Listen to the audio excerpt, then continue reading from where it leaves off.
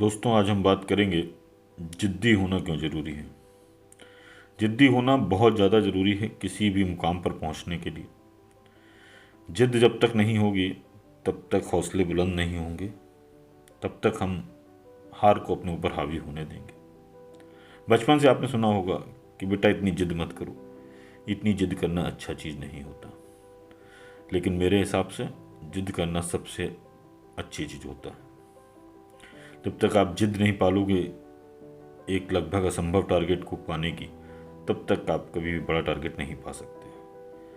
जिद उस चीज़ की जो हमारे मुकाम से बहुत ऊपर हो और मुझे चाहिए।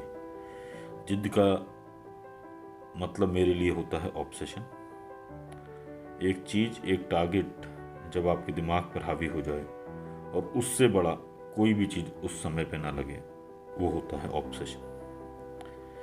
जब आपको एक जिद्दी टारगेट मिल जाए और लोग कहते हैं कि ये होना और ये करना तो असंभव है, तो आपको उस जिद्दी टारगेट से भी बड़ा जिद्दी होना पड़ेगा। जब हम जिद्दी होने की बात करते हैं तो हम जिद पाल तो लेते हैं और हम कहते हैं कि हमको ये करना है, लेकिन जैसे जैसे जैसे हम टारगेट के पास जाते हैं हमें बहुत सारी कठिनाइयाँ मिलती हैं। हमें लगता है कि ये तो असंभव सा टारगेट है। अब चाहे आप एक कॉम्पिटिटिव एग्ज़ाम की बात कर लो, चाहे आप एक स्टार्टअप की बात कर लो, चाहे आप किसी भी तरीके से इस चीज़ को ले लो, चाहे आप IBPS, कैट, क्लैट किसी भी बड़े एग्जामिनेशन को क्रैक करने की बात कर लीजिए, तो कवर पेज पे तो हम कह देते हैं कि दूसरों को देख के कि भाई हमको भी ये एग्ज़ाम निकालना है और ये एग्ज़ाम निकाल के बहुत फ़ायदा होता है। फ़ायदे की चिंता मत करिए, फ़ायदा बहुत ज़्यादा ज़रूर होगा, गारंटेड होगा। पॉइंट ये कि निकलेगा कैसे।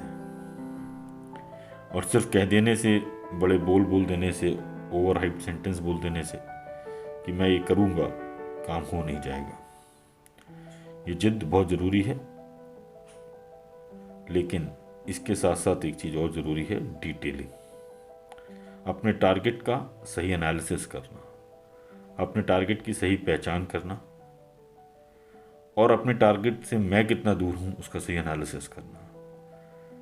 तो मेरे लिए there are 2 keywords to success, one is obsession, the other is detailing. तो इन दोनों चीज़ों पर उतना ही ध्यान देना चाहिए। Detailing is an execution thing and obsession is the thing which sets my mind to the target.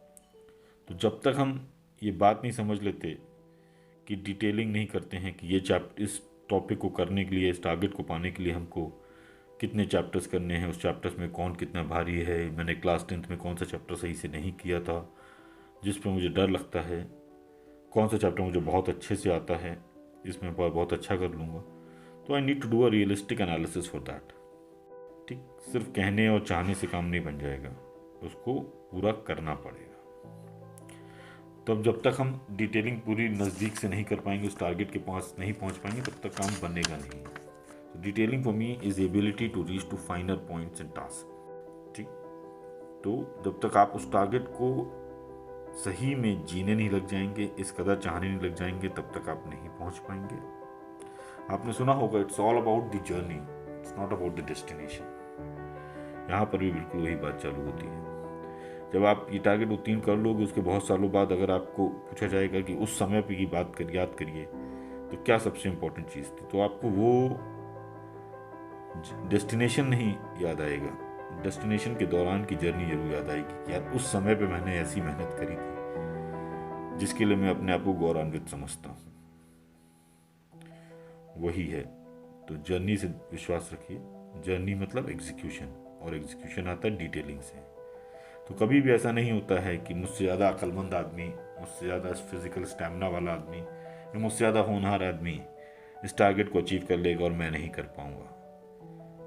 जिसने जितनी ज़्यादा चाहत तक उस टारगेट को चाहा है और जिसने जितनी डिटेल में, उसकी बारीकी में गया है, वही उत्तीर्ण होता है हमेशा।